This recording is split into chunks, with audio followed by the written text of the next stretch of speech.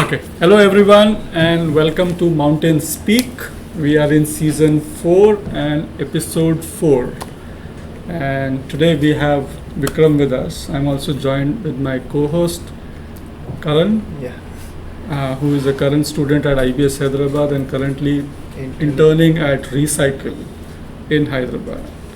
So, like I said earlier, MountainSpeak, we are trying to construct a very free-flowing kind of interactive chat on issues which matter to most of us. And this season we are concentrating on sustainability and digital transformation. And I'm so glad that Recycle is at the right interface of digital transformation and sustainability, and you seem to be a good fit to showcase the kind of work you are doing. Idea is also to bring experts or people who have made a difference through their own career trajectories. People who have had, I would say, quote unquote, unusual career trajectories, so that our students, current students, as well as people who have just graduated, can have role models, so as to say, as to what all is possible. So that is the background, and thank you very much for being here today. Before we go any further, if you could just tell us where you are right now, and then we would go back in past and see. Sure. I'm one of the co-founders at Recycle. So I am also the Chief Product Officer. I primarily take care of product, tech and growth in the startup. So all three important for any startup. I mean, most startups are like tech driven, and I take care of that part. So that's what I do right now. Mm-hmm. So tell us more about the platform per se. So what do we do here, and how is it different from what's happening in the rest of the ecosystem? Yeah, actually, let me tell a little bit about Recycle per se in terms of why we started this and how we ended up where we are, kind of. So around 2015 is when we started seeing that e-commerce was booming. Consumer consumption as such was growing in the country. And we all were ordering. Actually, suddenly we changed from being a conservative society where we were actually largely very planned in terms of making lists and going and buying things, to actually ordering online, and everybody having their own preferences in terms of what we want and purchasing continuously, kind of. So with that, we saw that there's a lot of packaging and over packaging that is happening. And there's also around the same time, and a little later than that, actually there was a sudden influx of electronics in terms of the mobile phones and everything, all types of IT assets, and otherwise also digitization has started becoming very common. So with all this happening, what we saw was what is happening to all of these, post their life, at the end of their life, post consumption, what really happens. So what we found was there was not a lot which is happening in that space. And there are not a lot of industries or startups which are focusing on solving the problem for the packaging or the waste which is coming out of electronic waste or otherwise, which is coming out of our consumption, kind of, per se. So we wanted to, we saw that as a blue ocean for us to disrupt and do something. And we have actually started from the journey with actually the way we all would do in terms of with certain hypothesis, and we tested certain things. We started with a B2C product. And then we figured out in terms of how the whole industry works over a period of time, and we figured that actually we were trying to solve the waste problem the way we were looking at the world, right? So as a consumer, the way we were looking at was, we didn't know in terms of where the waste needs to go, kind of. So it is we knew that actually we didn't know whether it is getting recycled or not. A lot of waste was going to the dump sites for various reasons. So we created this app called Used. So Used was primarily a app which people like us can use and download and actually say, okay, look at, if you have different types of categories of waste. It is loose electronics which are not at the end of their life, which are not switching on, or anything else kind of thing which you wanted to give away. Then you can see what is the value you're going to get for that and place an order, and we would have somebody go pick it up and actually come back to our warehouse, where we are segregating that into different categories of waste and sending it to the respective recyclers per se.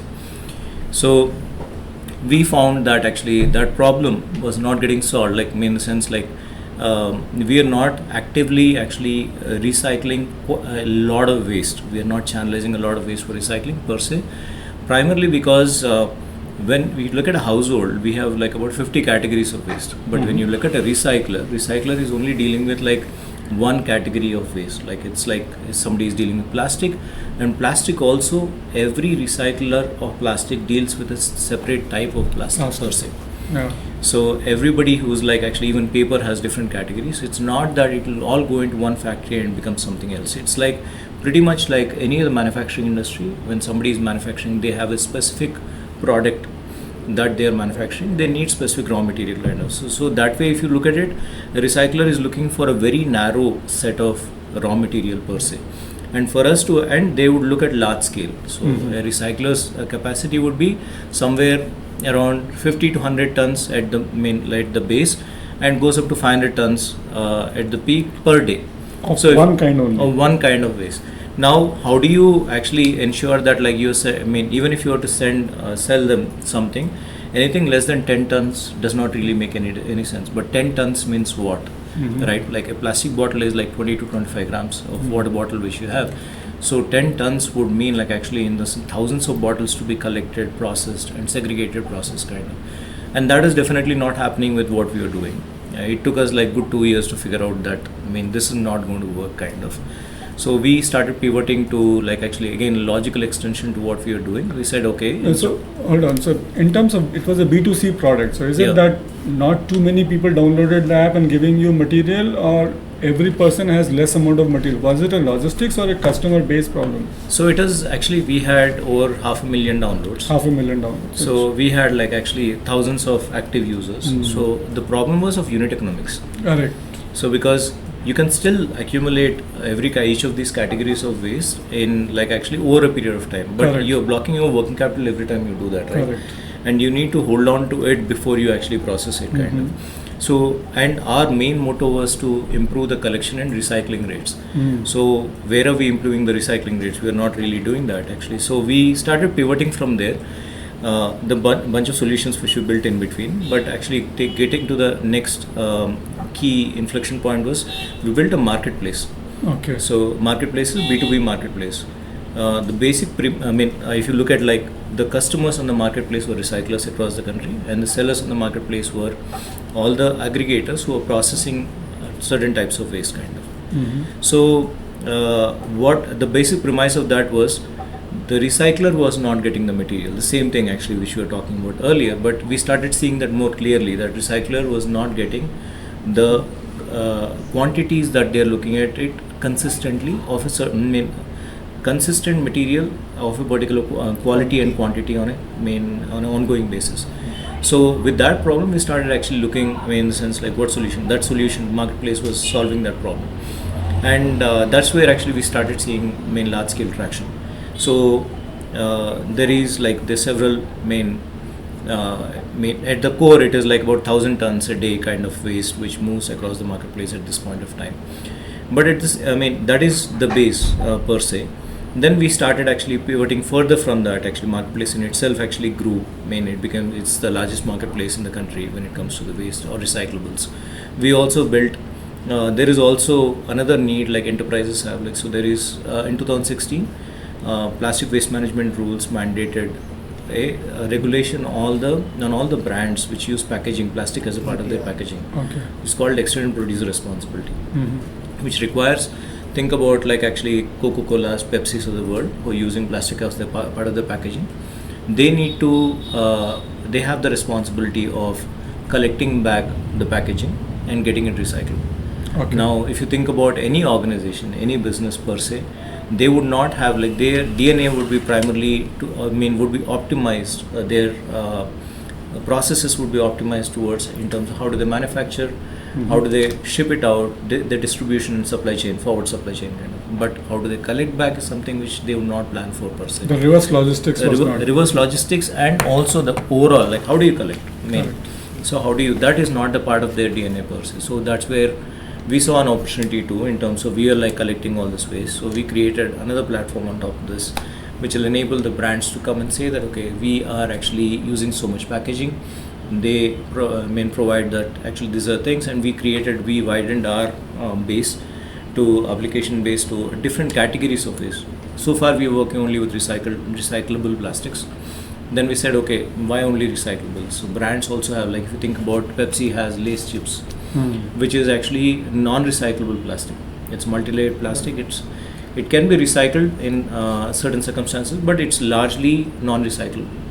So enabling that collection. So who collects that? So today, a waste collector would not pick waste which is not saleable, because they are looking for monetization per se. So a lot of these things were lying around. There's not major collection which is happening, and it is all going to dump. Even if it is collection is happening by the municipality per se, it goes to a dump site, landfill kind of. So we this regulation enabled channelizing of that waste. So we also created like actually multiple partners, collection partners who are NGOs and others who are collecting this waste, and we are channelizing that, like creating demand from the brand side and channelizing that demand to different supply points so that the ecosystem can thrive. So that's where like our journey continues. We are like actually we started with a small waste management problem into a larger circularity problem, and like expanding further into different aspects of circularity and also sustainability per se. That's very inspirational. In fact, I mean, when you said that, and this I've seen, and I'm always amazed by that rack pickers, I think, which are at the bottom of this entire ecosystem, they are very discerning as far as that waste is concerned. So they know exactly what to pick. I mean, they have either they're trained on their own or they have been trained, and they would know. They have this iron stick, and they would put it on certain kind of plastic only. Like I said, Lay's packet, they may not even touch it. They will only look at a PET bottle, a PT bottle, and say, "Click, this is what I pick." True. But that is a challenge, because that plastic is still lying there. Exactly. So it is, I mean, they are actually, I feel that like, I mean, and they are amazing in terms of their decision making process, right from picking up what waste to pick, how to work. Many of large perception of waste collectors, because what we call Safai Sathis, kind of, they are largely youth kind of. There also might be in some cases, but largely they are actually women. Younger women. They're women, and they are actually mothers. They have families, and they're very actually responsible. If you think about it, they have families, and they're doing this because it gives them the freedom. If they go to do some construction work or something like that, they have to work hours which they will not be able to support their family. So they usually send their kids to school, then get out there to actually collect waste, and like they are back before the kids come back kind of. So they are part of their, like, they don't disturb. Very gig kind of thing. Very gig. So, and as much as actually many times, like, I mean, not always, like many times, the demand supply forces actually actually determine what is the price of a particular material, like anything else, right? So any other type of product per se. So now if you look at actually demand comes from the recyclers across the country wanting this material, and supply is coming from all those people who are picking this material. Now at certain point of time, when the recyclers decide that actually they don't want, they have enough material, they want to push the prices downward, then there is actually a threshold at which it stops, and that threshold is determined by these workers deciding that okay, we'll not go do this work because this is not giving us enough income. Okay. So, and then the supply reduces, and automatically the prices go up kind of. So all those things happen. So they understand the economics. Yeah, they understand the economics better.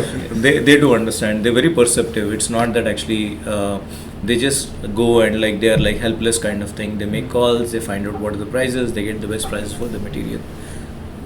And it is at that level also there is this price determination which is happening, or price discovery which is happening. And actually I think it's a part of Indian DNA, I believe, unless now with us shopping online we are losing that gene. we are losing that, I would say, the ability to discover and figure out the best price. Otherwise actually we are like, we want to get the best value for everything. Good. So I wanted to ask, as sustainability is being incorporated into Indian economy, and as a whole it is getting the awareness for it is getting wide, what do you think will push it to be widespread? Will it be the willingness of the industry, or will it be the laws or regulations which are being enforced by the government or an international organization? There are multiple forces which will work towards sustainability. I mean, if you define like actually, I mean, if you were to define what sustainability really means, at the core, sustainability really means a sustainable business. Yeah. And for a sustainable business, what do you need for a sustainable business, right? Like you need actually products which the market is going to purchase, Yeah. and people who are going to actually make those products. And I mean everything, all the mechanics coming together, like in a sense. So for everything, for certain, depends on what kind of organization it is. Let's say we take ourselves, we are a tech company. So from our perspective, from our perspective, it is like actually what is our asset? Our asset is like primarily the people working with us, who are ideating, who are thinking, who are creating solutions. So how do we become sustainable? We are sustainable only when actually people trust us. We create an environment where they thrive in terms of actually like they discover their passion, they actually move, I mean they see value in being here, right? So we need to create that environment. So now when it comes to that, so diversity, inclusion, equality become a core part of the core values for our ecosystem kind of. So it is not that somebody needs to enforce it on us. We have to do it, because if we don't do it, then it will not work out for us. Correct. Same thing, it is like actually for somebody who's selling like it's a fashion brand, or let's say consumer brand. I mean, if the shift is happening from the consumer perspective, so let's say that we all stop purchasing certain brands which are not organic, or which are not actually, which don't use sustainable practices, like, then automatically the industry is going to change. It is not that industry is always optimized for the market. Correct. Right. So now when they see that okay, the consumers are ready to pay a premium for a better value, sustainable product which has been built with sustainable material and practices kind of, then automatically there is going to be a shift. So that's one major factor, I mean, force at play. The other thing is that actually there are organizations globally which are making sustainability claims. So commitments, right? Some organization, if let's say Maersk, IKEA kind of organizations are saying that they will be net zero by a particular date. Now, how can they become net zero without their supply chain being net zero? So anyone who is purchasing all the material that they purchase, they need to ensure that everybody in their ecosystem is becoming net zero kind of. Then there is a push. If I'm a vendor for IKEA or like any other brand like that, then I need to start thinking in terms of, for me to qualify, continue my relationship with that larger organization, then I need to start becoming actually sustainable.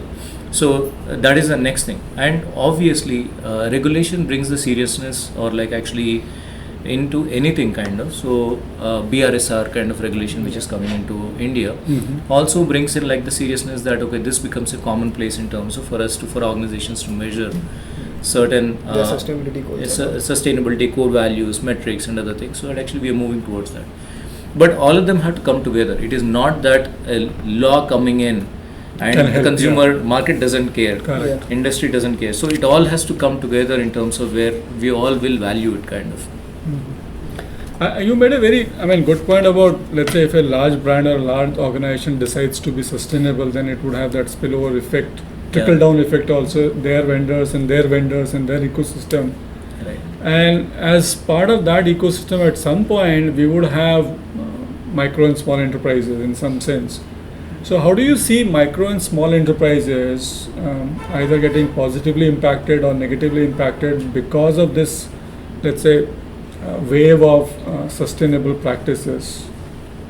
So, micro and small enterprises, it will depend on, like again, it will never be regulatory per se. So it will always be either the consumer behavior changing in terms of like customers demanding or looking out for products. So which are like actually built, where they empathize with the working conditions or like actually the organization structures kind of.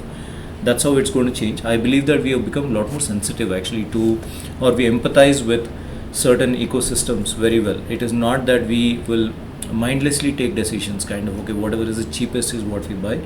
We are also applying our logic in terms. Those are the primarily, actually, I think, main drivers to this ecosystem. MSME is thriving in many cases because of some of these things.